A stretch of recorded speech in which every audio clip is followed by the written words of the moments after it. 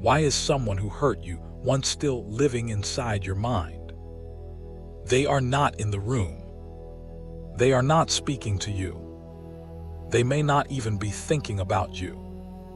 But you keep replaying what they said. You keep imagining what you should have said back. You keep checking. You keep remembering.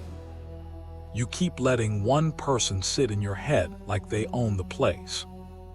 Here is the truth. They may have hurt you once, but your attention keeps inviting them back.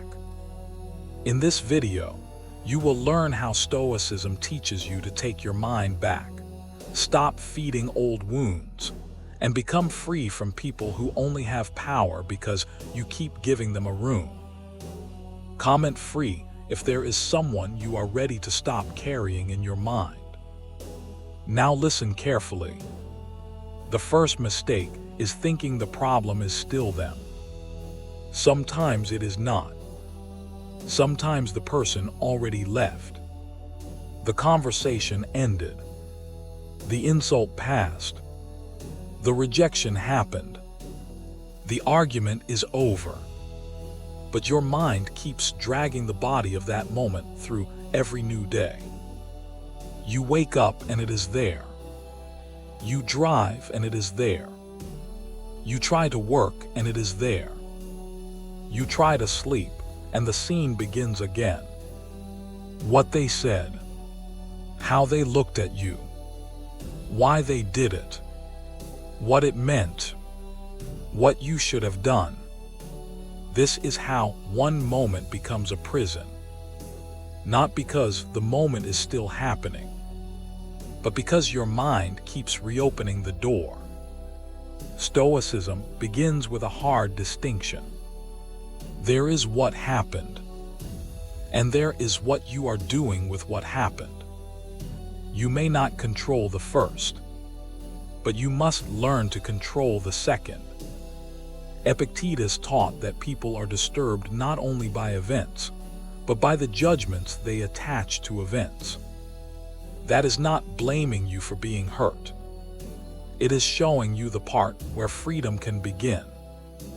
Someone insulted you. That happened. But now your mind says, they made me look weak. They ruined my reputation. They proved I am not respected. They showed I am worthless.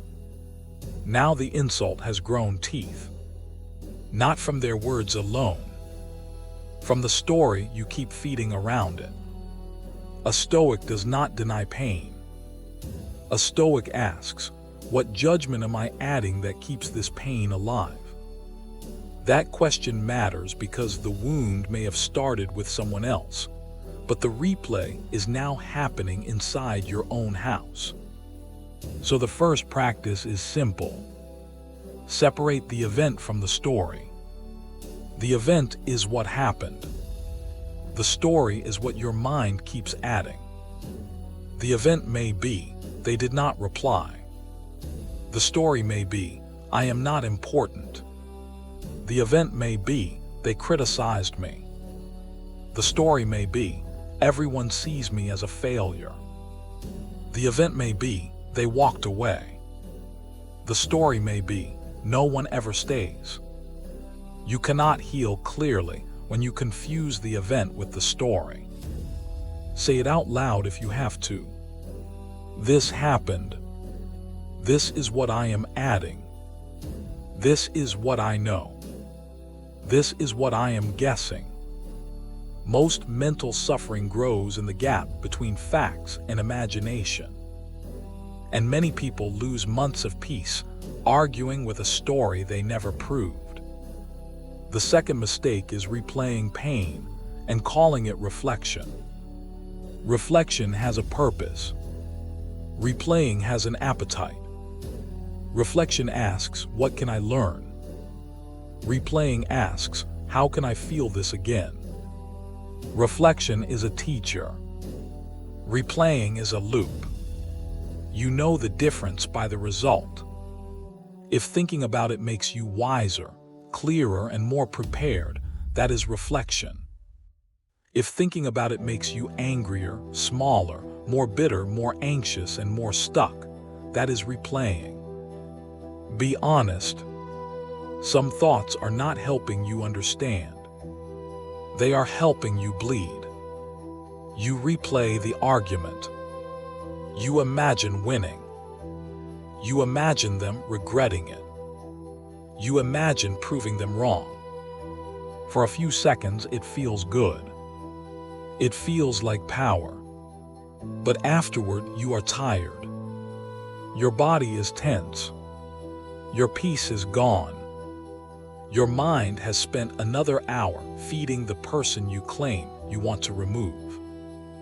That is not justice. That is self-defeat wearing armor. Marcus Aurelius had enemies. He had betrayal. He had war. He had illness. He had political pressure. But in his private notes, he kept returning to one command: come back to the present task. Not because the past did not matter, but because the past becomes dangerous when it steals the present. Ask yourself right now, what has this person already taken? Maybe they took your trust. Maybe they took a relationship. Maybe they took an opportunity. Maybe they took your sense of safety. That was enough.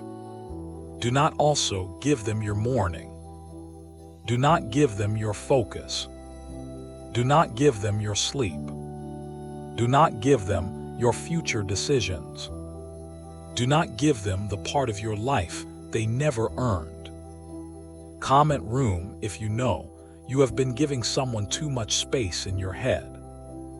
The third mistake is wanting an apology more than you want freedom. This one traps many people. You wait for them to understand. You wait for them to admit it. You wait for them to feel bad. You wait for them to come back and say, I was wrong. And maybe they should. Maybe they truly owe you an apology. Maybe what they did was unfair. Maybe they lied. Maybe they used you. Maybe they humiliated you. Maybe they left you with confusion and walked away clean. But here is the hard Stoic truth. Your peace cannot depend on the moral awakening of the person who hurt you. Because some people will never understand. Some people know and do not care. Some people care only when consequences arrive. Some people rewrite history so they can sleep. Some people would rather lose you than face themselves. And if your freedom waits for their honesty, then they still control the key. Seneca warned that we suffer more in imagination than in reality. One part of that suffering is imaginary justice. The conversation where they finally admit it. The message where they say everything perfectly. The scene where they regret losing you. The moment where they see your value. Your mind plays these scenes because it wants closure. But closure is not always something they hand you. Sometimes closure is the decision to stop asking a locked door to become a doorway. That does not mean you excuse them. It means you release the demand that they must become wise before you can move. You can say what happened was wrong and still choose not to live there. You can say they should have apologized and still stop waiting. You can say, I deserved better, and then become better to yourself. The Stoic move is not to deny injustice. It is to refuse to let injustice become your permanent address. The fourth mistake is believing that thinking about someone keeps you connected to the truth. Sometimes you keep thinking about the person because you are afraid that letting go means what happened does not matter. You think if I stop replaying it, maybe I am letting them win. If I stop being angry, maybe I am saying it was okay. If I stop remembering, maybe I am betraying myself. But peace is not betrayal. Letting go is not agreement. Moving forward is not saying the wound was imaginary. You can remember the lesson without worshiping the pain. A Stoic does not need to keep touching the fire to prove it was hot. Once you learn, you step back. The lesson remains. The burn does not need to stay fresh. Think of it this way. A guard stands at the gate after an enemy attack. The guard learns where the wall was weak. He repairs the gate. He becomes more alert. That is wisdom. But if he spends the rest of his life staring at the broken stones, refusing to rebuild, the enemy is still winning. Your mind has gates. Some people showed you where you were too open, too trusting too fast, too hungry for approval, too willing to explain, too quick to chase, too slow to leave, too afraid of conflict. Good. Learn that. Repair that. But do not sit forever in the rubble. The next practice is this. Turn pain into instruction, not identity. Ask, what did this teach me about my boundaries? What did this teach me about my standards? What did this teach me about the signs I ignored? What did this teach me about my own attachment? What did this teach me about what I will no longer accept? Write the lesson in one sentence. One sentence. Not 50 pages of emotional fog. One sentence. Then use that sentence as a rule. They taught me not to chase unclear people. They taught me not to confuse attention with respect. They taught me not to explain myself to someone committed to misunderstanding me. They taught me not to make one person's opinion the judge of my worth. That is how a wound becomes wisdom. Not by replaying it, by extracting the lesson and leaving the rest. The fifth mistake is checking what keeps hurting you. This is where many people lose the battle quietly. They say they want peace. Then they check the profile. They check the message. They check if the person watched. They check if they posted. They check if they moved on. They check if they are happy. They check if the name appears. And every check reopens the courtroom. Your mind says just once. But just once becomes a ritual. A tiny ritual of surrender. You hand your nervous system to a screen and ask it to tell you whether you are okay today. This is not strength. This is a trap with a glowing face. The Stoic question is not, do I want to check? Of course you want to check. The question is, what does checking make me? Does it make me calmer? Does it make me clearer? Does it make me stronger? Does it help me act with dignity? Or does it make me smaller, hungrier, more anxious, more attached, more available? A wise person judges habits by their fruit, not by their momentary sweetness. A poisonous habit can taste like relief for 10 seconds. Then it charges you interest for the rest of the day. So make this rule. Do not feed what you are trying to outgrow. Do not keep visiting the place you are trying to leave. Do not reopen what you claim you want healed. If the door burns your hand every time you touch it, wisdom is not touching it again with a new excuse. This is not about being dramatic. It is about protecting attention. Attention is the throne of the mind. Whatever sits there rules the day. So choose carefully what you crown. The sixth mistake is arguing with people inside your head. This one is almost invisible. You are washing dishes, but in your mind you are winning an argument. You are at work, but in your mind you are explaining your side. You are lying in bed, but in your mind you are finally saying the perfect sentence. And the other person is not even there. You are burning energy in a private theater. No audience, no result, no freedom, only exhaustion. The ego loves imaginary arguments because it always wins. In the mind, you get the last word. You sound brilliant. They look foolish. They finally understand. But when the fantasy ends, nothing has changed except your nervous system. You are tense. You are distracted. You are still tied to them.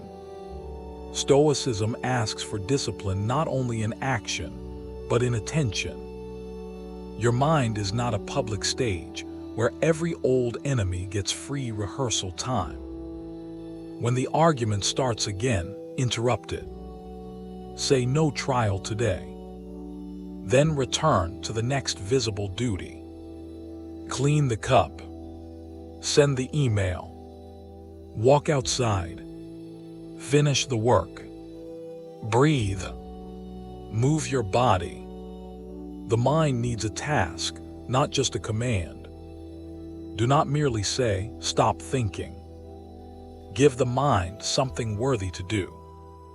This is why work, exercise, prayer, study, creation, cleaning, and service can become medicine. Not because they erase pain, but because they return you to reality. The present is usually smaller than the story. And because it is smaller, it can be handled.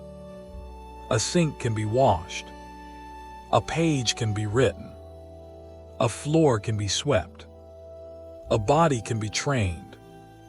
A breath can be counted. But an imaginary courtroom has no ending. So leave the courtroom. Enter the day. The seventh mistake is turning one person's behavior into a verdict on your worth. Someone leaves and you think, "I was not enough." Someone lies and you think, "I am foolish." Someone chooses someone else and you think, "I am less valuable." Someone ignores you and you think, "I am invisible." Someone disrespects you and you think, "Maybe I deserved it." This is where pain becomes dangerous. Not when someone acts badly, but when their bad action becomes your identity. A Stoic would say, another person's character is evidence of their character, not yours. Their dishonesty proves their dishonesty. Their cruelty proves their cruelty. Their silence proves their silence. Their disrespect proves their disrespect. It does not prove your worth. It does not define your future. It does not tell the whole story of who you are. Imagine judging the value of a house by the opinion of someone who threw a stone through the window. Absurd. Yet people do this with their soul. Someone wounds them, and then they ask the wounder to measure their value. Stop doing that. The person who mishandled you is not automatically qualified to define you. Sometimes their rejection is not a verdict. It is information.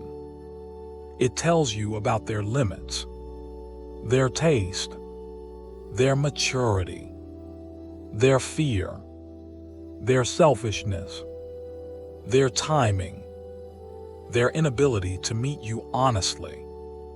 Take the information. Do not swallow the identity. The next practice is simple. When someone hurts you, say, This tells me something about the situation. It does not tell me everything about myself. Repeat that until the spell breaks. This tells me something about the situation. It does not tell me everything about myself. That one sentence can save you from building a whole identity out of one person's failure to value you correctly. The eighth mistake is thinking forgiveness means access.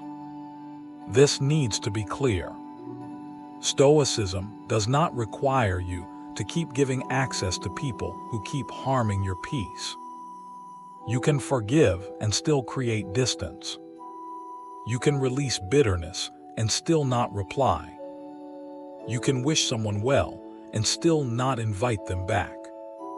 You can be calm and still be gone. Many people confuse inner freedom with open doors. They think if I am truly over it, I should be able to talk to them. If I am truly strong, I should not need boundaries. If I truly forgive, I should act like nothing happened.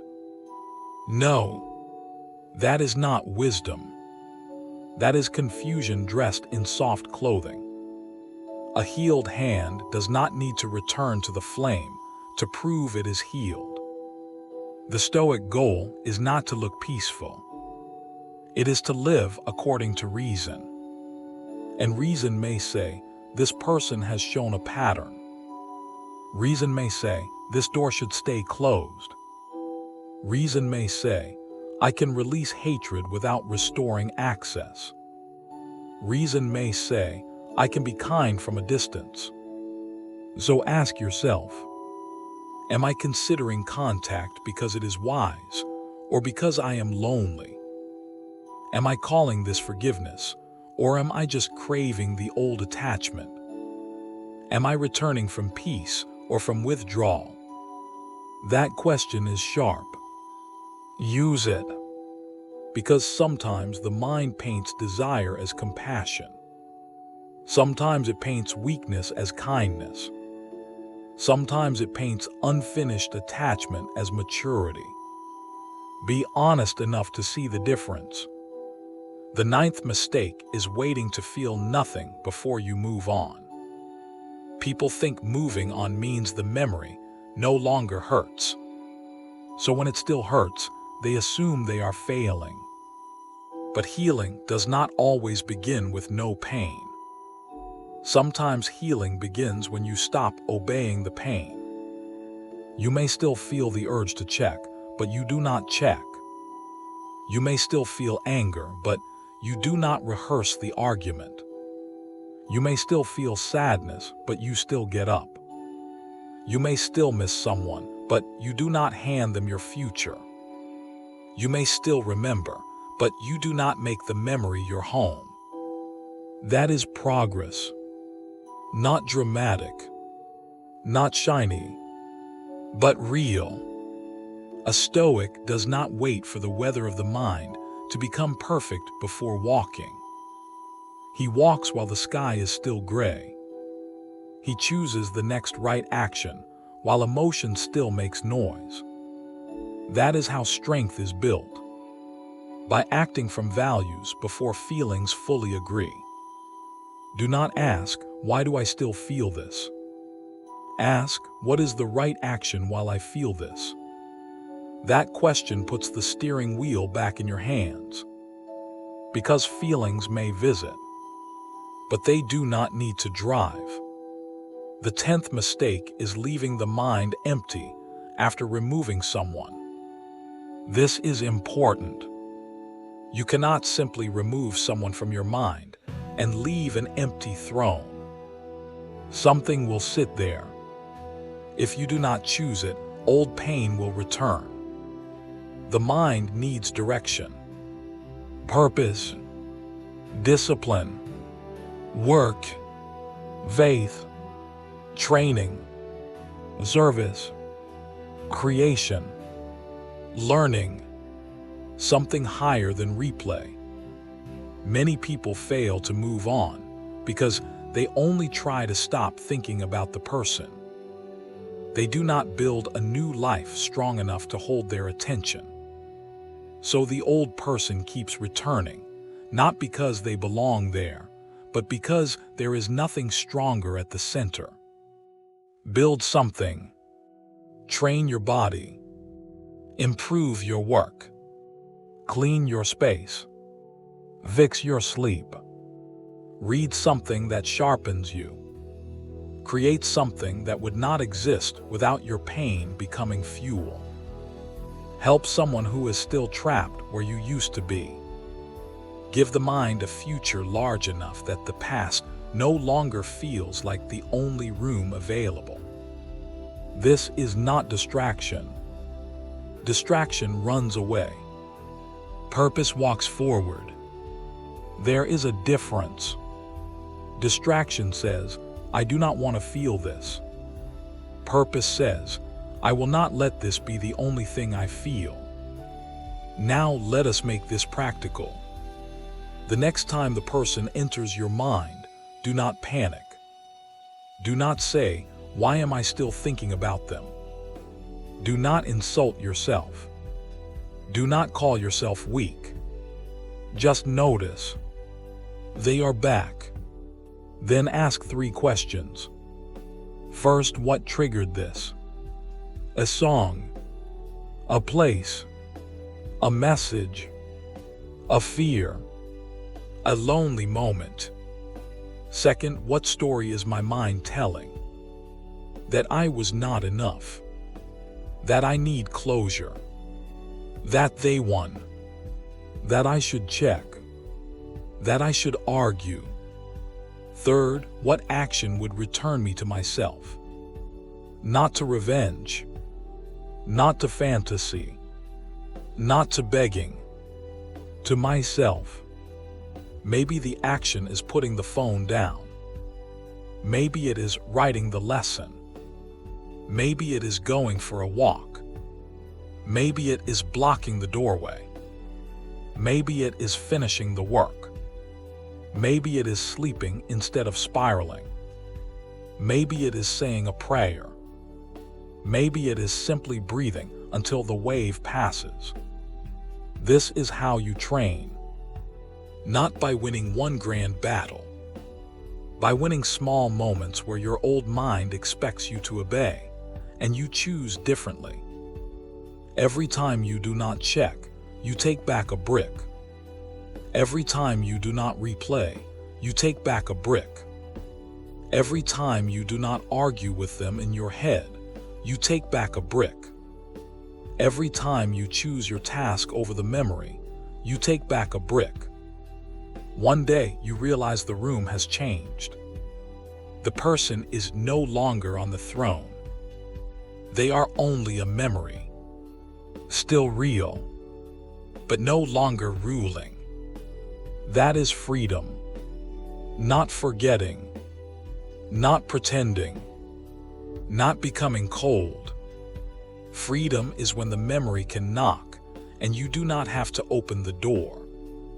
Freedom is when their name appears and your whole body does not become a courtroom. Freedom is when you can say, that happened, it hurt, it taught me, and now I return to my life.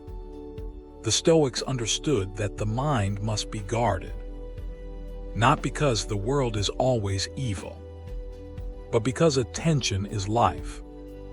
What you give attention to, you give time to.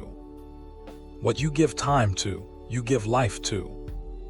So ask yourself, how much life have I given to someone who is not even here? How many mornings? How many nights? How many good hours? How many chances to create, rest, love, build, and become stronger? Do not answer to shame yourself. Answer to wake yourself. Because the past does not need more of you. Your life does. The person in your head may never apologize. They may never understand. They may never regret it. They may never become who you needed them to be. But you can become someone they no longer control. you can become someone who does not chase the silence, someone who does not reopen the wound, someone who does not make another person's failure the center of his identity, someone who does not confuse pain with loyalty, someone who does not keep a throne for people who brought no peace. And it starts today, not when you feel ready, not when the memory disappears, not when they finally explain.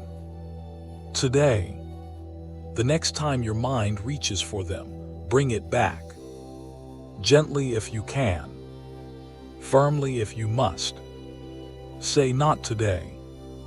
My attention returns to my life, my work, my body, my peace, my future, my character. That is not weakness. That is command. And the person who commands his attention commands far more of his life than he realizes. Comment free if you are ready to take your mind back. Or comment their name only in your own mind. Then decide that today is the last day they get to rule without being present. And if this video reached you at the right time, subscribe to Stoic Echoes for more calm lessons on self-respect, discipline, emotional control, and inner strength. But before you leave, choose one action. Do not check. Do not replay. Do not write the message. Do not rehearse the argument. Do not return to the door that keeps burning your hand. Choose one action that proves your mind belongs to you again. One action. Today. That is how freedom begins. Not with a perfect feeling, with a refused pattern,